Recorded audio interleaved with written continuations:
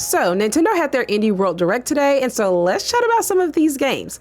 I'm not gonna lie, I was super hyped when I saw some of them, and so let's get into it. Also, Elgato, what is this? Explain yourself. And like, why do I want it? I was like, I don't need that.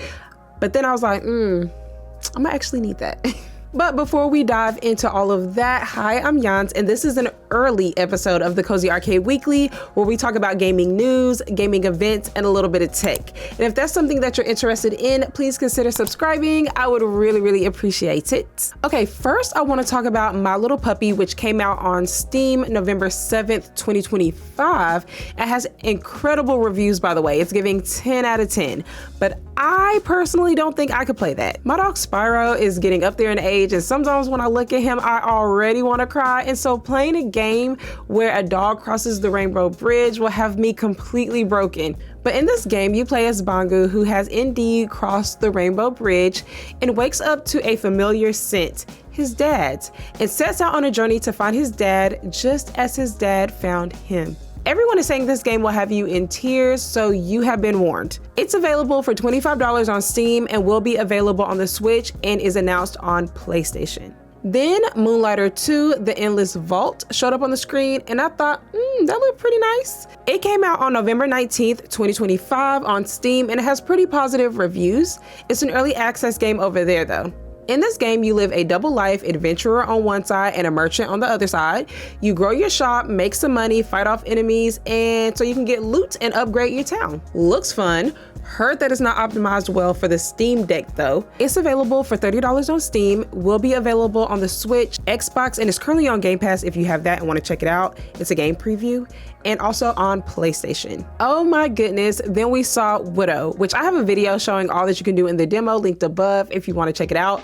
I loved this game. Visually, it's so peaceful and gentle, the story is charming, and I love the whole aspect of putting wooden pieces together and making them come alive. This is definitely a cozy game, and I'm so excited for where the journey will go as you play as Foxy and eventually meet Ben the Frog. You can play the demo right now as well through Steam, but yeah, very excited that this will be coming to the Switch. Okay, then they mixed it up a little bit with the Midnight Walk, which came out on Steam May 8th, 2025, and it actually got Steam's 2025 VR Game of the Year award, so that's pretty cool. This game is a dark fantasy adventure in clay, giving me Nightmare Before Christmas and Coraline type vibes, and I absolutely love those movies. It's creepy, but I like it.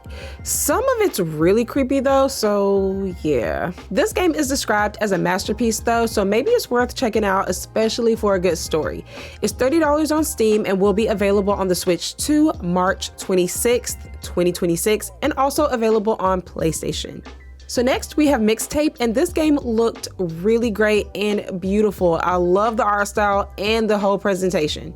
In this game, three friends have one last adventure together and play through a mixtape of memories set to a soundtrack of a generation. You'll experience gameplay ranging from skateboarding, flying, taking photos, hitting baseballs, and putting on a fireworks show. Just a fun montage of the teenage experience, and I love it. I absolutely love the whole idea of this game, and like I said, it looks so beautiful.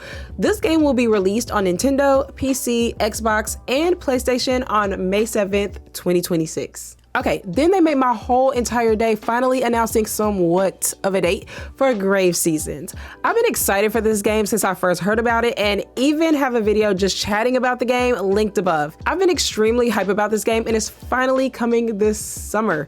If you don't know what Grave Seasons is about, it's like a murder mystery meets Stardew Valley type of game. You can still farm and connect with the townsfolk, but people start going missing, and it's up to you to figure out who or what is responsible.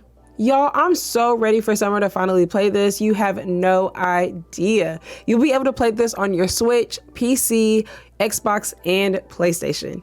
Okay, then they didn't even stop there. They announced Toem 2, and y'all, Toem has my heart.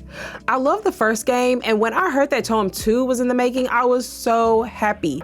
This is a cute and quirky game where you use your camera to solve puzzles. Toem 2 is set a few years after the original story, and you head off on another adventure. You'll be jumping and climbing in this game though, but the same charm remains. We're looking at another summer release, and you'll be able to play this on your Switch, PC, Mac, as well as your PlayStation. Then they announced Inconveni One Store Mini Stories, a game about running a small town convenience store inspired by early 1990s Japan. This game looks incredible, and you can play the demo now on Steam. Overall, you can play it on your Switch, PC, Xbox, and PlayStation. Then we have Outbound, a cozy open world exploration game where you start with a camper van and you build and explore at your own pace. You collect materials, craft, and use energy to power your home. You can play the demo now on Steam as well, and it will be available on your Switch, PC, Xbox, and PlayStation. Then lastly, they dropped that you can play Blueprints like right now.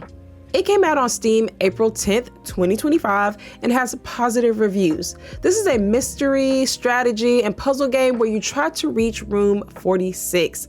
People spend over 100 hours in this game and say that it requires a lot of patience. It's originally $30, but on sale right now for $20 on the eShop and Steam, but also available on Xbox and PlayStation. So, did you see any games you're excited to check out, or any games you can for sure recommend? Drop it down in the comments. I did finally get a Switch 2. I finally just accepted it and bought it, and oh my gosh, I am loving it. I especially love the click when you snap the Joy-Cons back on. Y'all, it's so satisfying.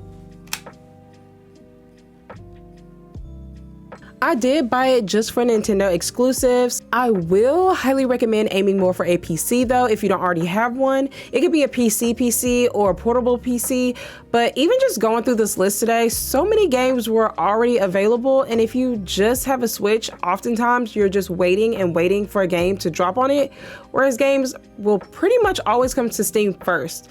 Just something to think about. Okay, now let's talk about the Stream Deck, or rather the Stream Deck Plus XL. It has 36 buttons, and I'm not gonna lie, Elgato Stream Deck is top tier in my opinion because the buttons feel amazing. That's just one of the things. But anyway, it has 6 dials instead of 4. You're able to add a little hub to the back for an additional $60. You get free color dials with your purchase, and it costs $350. The Stream Deck Plus costs $200, I believe, and depending on if you need the extra buttons and dials, it might be worth upgrading to the Plus XL.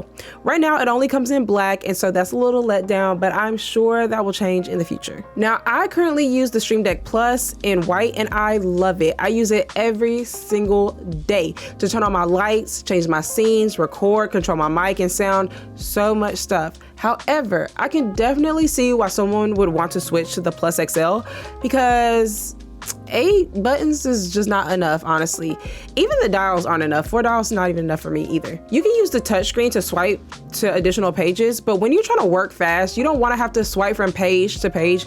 You want everything right there. Now, 36 buttons might seem like an overkill, but I don't think so. I actually could see just having everything on one page and maybe having a second page for doing something completely different, but not having to completely swipe in the middle of your project, you know? So if you haven't already gotten a Stream Deck yet and you are going to get the Plus and you don't mind having just the color black, I say opt for the Stream Deck Plus XL, especially if you do a lot of streaming, video editing, podcast stuff, basically anything with heavy workflow at your computer. But on the flip side, I also say if you're trying to save money or you don't know if you'll really use the Stream Deck like that, maybe only for a few things, then go for the Plus or any of the other models. So honestly, it really just kind of depends on you and your workflow. Like if you're someone that's going to be doing a lot of like, you know, changing sound, turning on lights, things like that, honestly, I feel like you should just spend the extra bucks and like get the Plus XL. Just coming from experience, having just the Plus and me realizing like, that's not even enough. I say just opt for the bigger one. It does look real big though. It looks like it's gonna take up your whole desk, but I do think it will be worth it in the long run. But I think if you're trying to save money or if you're waiting for, you know, another color, like if you're also waiting for like a white model or something, then either wait or get any of the other models. So yeah, it just depends. But I do think having buttons and dials is great. I will always recommend having the buttons and the dials. But what do you think of the Stream Deck Plus XL? Let me know. Don't forget to like this video if you enjoyed it. And honestly, y'all, I usually do Cozy Arcade weeklies at the end of the week, but I had to talk about this stuff. So yeah, hope you enjoyed it. Have a great rest of your week, and I'll catch you in the next one. Bye.